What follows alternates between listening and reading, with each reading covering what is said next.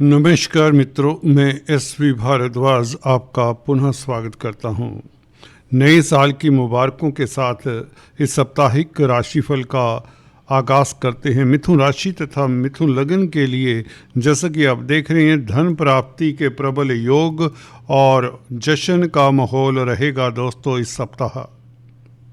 जैसा कि आप देख रहे हैं, ग्रहों की स्थिति आप लोगों के समक्ष है। चतुर्ग्रही राजयोग आपके सप्तम भाव में 29 दिसंबर से बन चुका है और इसके लाभ आपको बहुत जल्द मिलने वाले हैं। हो सकता है, बल्कि पूर्ण चांसेस हैं, जो चंद्रमा की स्थिति बताती है, गुरु के लगन के दोनों तरफ चंद्रमा का उपस्थित होना इस सप्ताह खास राजयोग बनाता है। इस अवधि में हम बात करेंगे दोस्तों, अंत में अगर आप पहली बार आए हैं केमद्रुम योग की एस्ट्रोलॉजी अगर सीख रहे हैं तो इस अंक को मत मिस करें ताकि आप एस्ट्रोलॉजी में पारंगत हों। हर वीडियो के अंत में हम कुछ ना कुछ ऐसे योगों की बात करते हैं जो आपके काम के हों। चतुर्ग्रही राज्यों की बात कर रहे थे। बुध, शुक्र, सूर्य, मंगल ये इकट्ठे रहेंगे कम से कम 13 तारीख तक। 13 तारीख को शुक्र का राशि परिवर्तन होगा और 14 को सूर्य का राशि परिवर्तन होगा। तो 13 तारीख तक ये चतुर्ग्रही राजयोग का सुखद फल क्या मिल सकता है उसके ऊपर टिप्पणी कर देते हैं। दोस्तों, एक तो आपका लव लाइफ कमाल का रहने वाला है। दाम्पत्य जीवन, अगर आप विवाहिक हैं, मैरिड हैं, तो मैरिज लाइफ में 4 चांद लगने वाले हैं। अपने बंधुओं के साथ, मित्रों के साथ, अपने प्रियतम प्रेयसी के साथ कहीं घूमने फिरने के योग बन रहे हैं इस सप्ताह। इस अवधि काल में फर्स्ट वीक में जनवरी के आप निश्चित तौर से फैमिली के साथ भी अच्छा समय बिताने वाले हैं। आपको मान प्रतिष्ठा इस योग के चलते मिलने वाली है। कोई बड़ा कार्य आपका सिद्ध होगा और साथ ही साथ धन की स्थिति बहुत बेहतर होगी और अकस्मात ढंग से कोई सुखद समाचार मिलने वाला है, क्योंकि बुध केतु से प्रभावित है। बुध कम्युनिकेशन का कारक है और आपकी राशि का मालिक है। अगर आपकी सुखद ग्रहों की दशा अंतर्दशा है तो दोस्तों ये बहुत बेहतर शुरुआत है इस साल की। दोस्तों, चंद्रमा के गोचर के हिसाब से ये राशिफल होता है, जिसमें ग्रहों नक्षत्रों का प्रभाव समाहित करके हम राशिफल आपके लिए प्रस्तुत करते हैं। अंत में शुभ रंग, शुभ अंक, जेमस्टोन्स और उपायों की बात करते हैं, जिसे देखना सुनना मत भूलें। और केमद्रुम योग की चर्चा करेंगे इस अंक में। चंद्रमा से बनने वाले योगों की, राजयोगों की बात किया करते हैं हम अंत में। तो चलिए शुरुआत करते हैं। चंद्रमा 1 तारीख को क्या कहता है, क्योंकि 1 तारीख ये चंद्रमा का संबंध सूर्य के साथ, और सूर्य 3rd हाउस के मालिक हैं, तो कहीं ना कहीं दोस्त मित्रों का, अड़ोसी पड़ोसियों का साथ तो मिलेगा। आपका सोशल सर्कल आपके काम आने वाला है। 1 तारीख से ही सुखद शुरुआत है। और चंद्रमा क्योंकि 12वें भाव में है, 12वें भाव का चंद्रमा आपको इमोशनल बनाता है। धर्म कर्म में भी आपकी रुचि रहेगी। विदेशी कामकाज में आपको खास सफलता मिलने वाली है और परिवार के लिए कुछ न कुछ कोई गिफ्ट आप लेकर देंगे। कहीं ना कहीं खर्चा होने के योग परिवार के सदस्यों के लिए अच्छी बात है, इसमें बुरा क्या है। तो गिफ्टों का आदान प्रदान होने वाला है। दिन बहुत उत्तम जाने वाला है क्योंकि चंद्रमा उच्च का है 12वें भाव में। आपका कंजुगल लाइफ बहुत बेहतर होने वाला है। प्रियतम प्रेयसी के साथ आपका समय बहुत बेहतर बीतने वाला है। आप फिक्शन की दुनिया में रहेंगे दोस्तों। यथार्थ से कुछ पल के लिए अपने साथ समय बिताना पसंद करेंगे। चंद्रमा कुछ ये कहता है। सेकंड लॉर्ड है चंद्रमा 12वें भाव में, तो विदेशों में निवेश करने का योग अच्छा है अगर आप व्यापारी हैं। विदेश में सेटल्ड जो भी आपके भाई बंधु हैं उनके साथ वार्तालाप करके आप निश्चिंत फील करेंगे। दिन की शुरुआत, साल की शुरुआत बहुत अच्छे से है। 2, 3, 4 तारीख की बात करें। 4 तारीख 9:42 सुबह तक चंद्रमा गज केसरी राजयोग बनाएगा।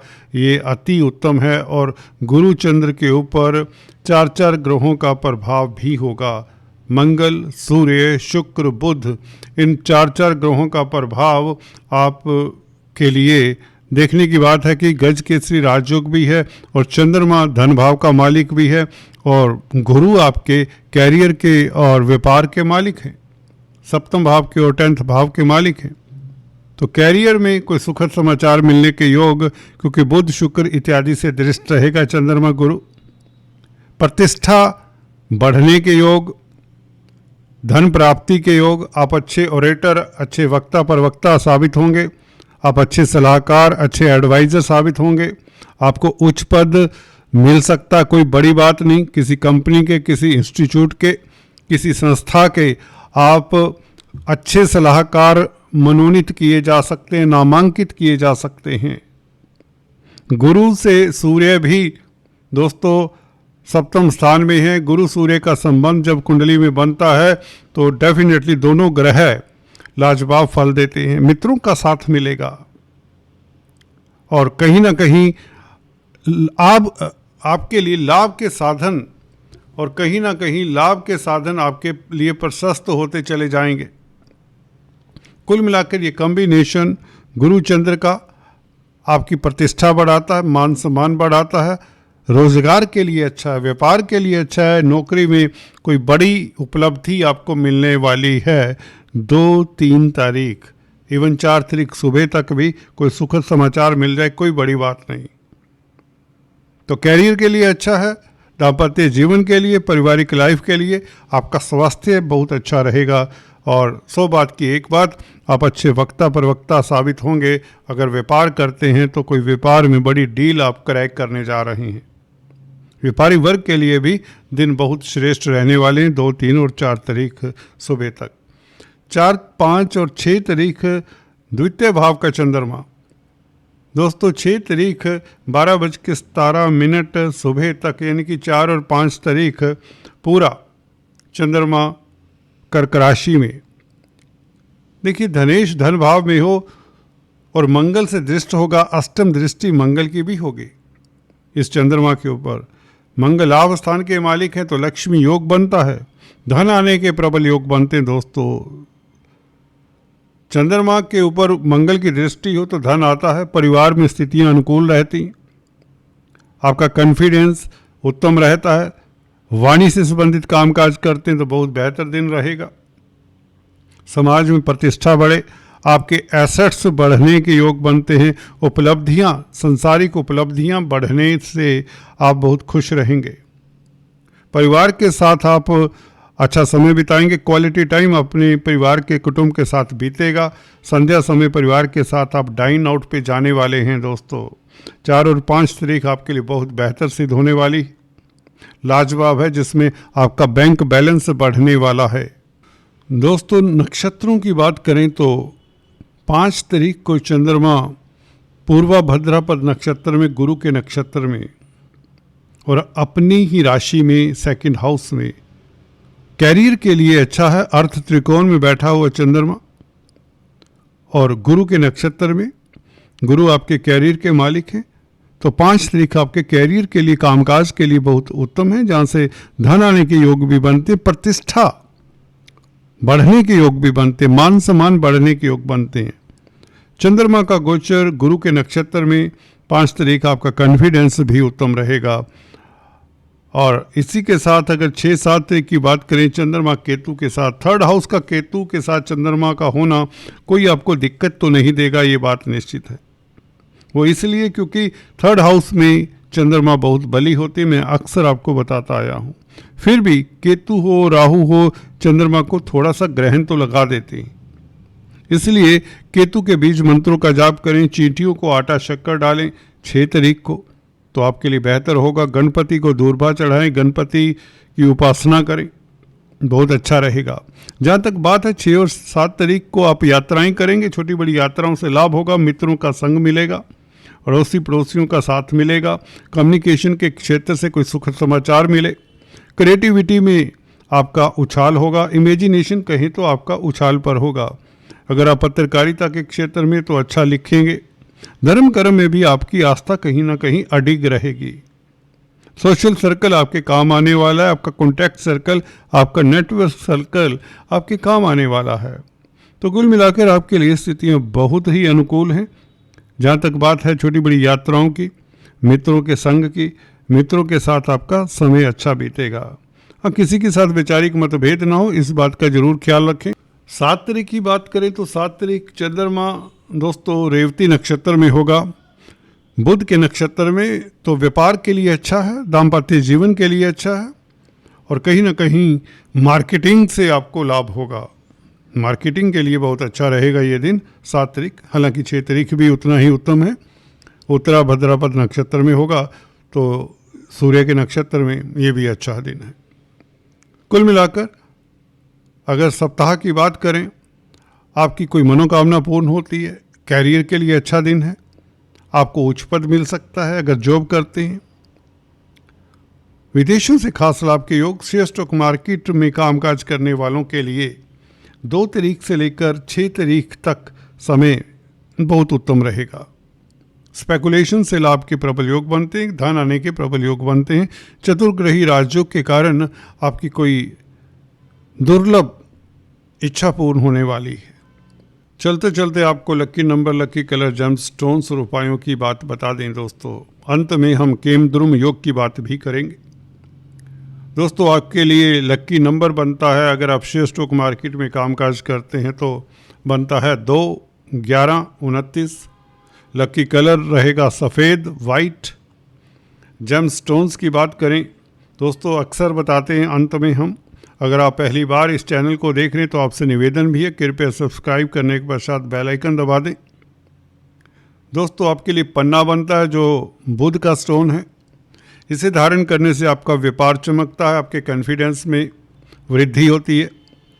अगर आपको स्पीच से रिलेटेड, कम्युनिकेशन से रिलेटेड कोई प्रॉब्लम है, नर्व से रिलेटेड, नाड़ियों से रिलेटेड कोई प्रॉब्लम है, नर्वस टेंशन इत्यादि रिलेटेड प्रॉब्लम है, या किसी तरह का पब्लिक डीलिंग का कामकाज है, तो भी पन्ना आपके लिए काफ़ी अच्छा रहता है। कोई ट्रेडिंग करते हैं, स्टॉक मार्केट का कामकाज करते हैं, तो पन्ना जरूर धारण करें। इसके अलावा ओपल बनता है, ओपल शुक्र के लिए डाला जाता है। अगर आप डायमंड अफोर्ड कर सकते हैं तो बहुत बेहतर। अमेरिकन डायमंड जिसे जर्कन कहते हैं, यह भी शुक्र के लिए धारण कर सकते हैं। पंचम भाव का मालिक है शुक्र, त्रिकोण का मालिक है। बच्चों का सुख अगर नहीं है तो आपको पन्ना, ये ओपल ट्राई करना चाहिए। स्पेकुलेशन का कामकाज करते हैं, शेयर स्टॉक मार्केट का कामकाज करते हैं, तो भी आपको ओपल या डायमंड ट्राई करना चाहिए। अगर आप हायर स्टडीज़ कर रहे हैं, उसमें अवरोध आते हैं, तो भी आपको ओपल या डायमंड ट्राई करना चाहिए। कुल मिलाकर ये था राशिफल। अभी हम बात करते हैं केमद्रुम योग की। दोस्तों केमद्रुम योग चंद्रमा से बनने वाला योग है।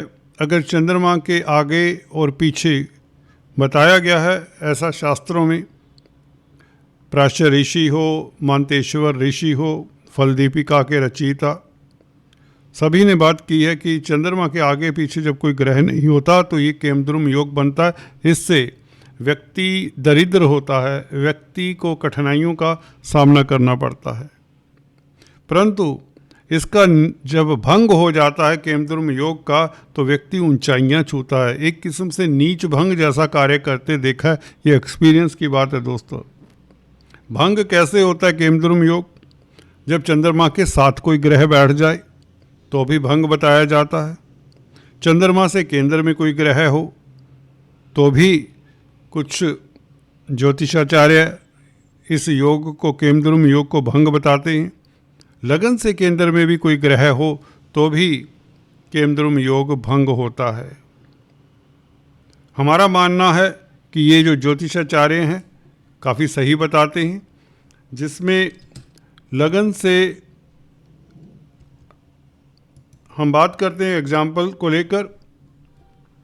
इस कुंडली में चंद्रमा केमद्रुम योग देखने को बना रहा है क्योंकि अकेला है, परंतु यहाँ पर चंद्रमा क्योंकि 4th हाउस में, जहाँ पर वैसे ही दिग्बली होता है, तो केमद्रुम का प्रभाव वैसे ही कम हो जाता है। चलिए लगन से केंद्र में है चंद्रमा, इसलिए ये तथ्य सही होता है। इस चंद्रमा से भी मंगल राहु केंद्र में है तो भी केमद्रुम भंग होता है। गुरु की नवम दृष्टि भी है इस चंद्रमा के ऊपर तो भी केमद्रुम भंग होता है। तो देखिए केमद्रुम भंग 4 तरीकों से हो रहा है इस एक कुंडली में। अगर ज्योतिष बनना चाहते हैं तो इस तरह से डिटेल में ज़रूर देखिए कि चंद्रमा के ऊपर प्रभाव कौन से ग्रहों का है। यहाँ पर चंद्रमा के ऊपर बृहस्पति का प्रभाव है। तो दोस्तों केमद्रुम योग भंग भी होता है, ये याद रखिए। भले अकेला हो, उसके आगे पीछे कोई ग्रह ना हो, चंद्रमा केंद्र में हो तो भंग होता है। केंद्र में होने के अलावा चंद्रमा से ग्रह केंद्र में हो तो भी भंग होता है।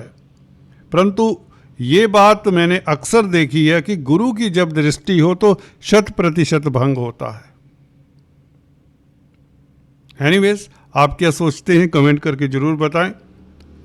और अगले वीडियो में हम कुछ और चंद्रमा के योगों की, खासकर अनफा, सुनफा और दुर्धरा योग की बात करेंगे। ये बहुत शुभ योग हैं। लग्नादि योग, चंद्रादि योग, इनमें से बात करेंगे। तब तक के लिए stay tune. Thanks for watching this video.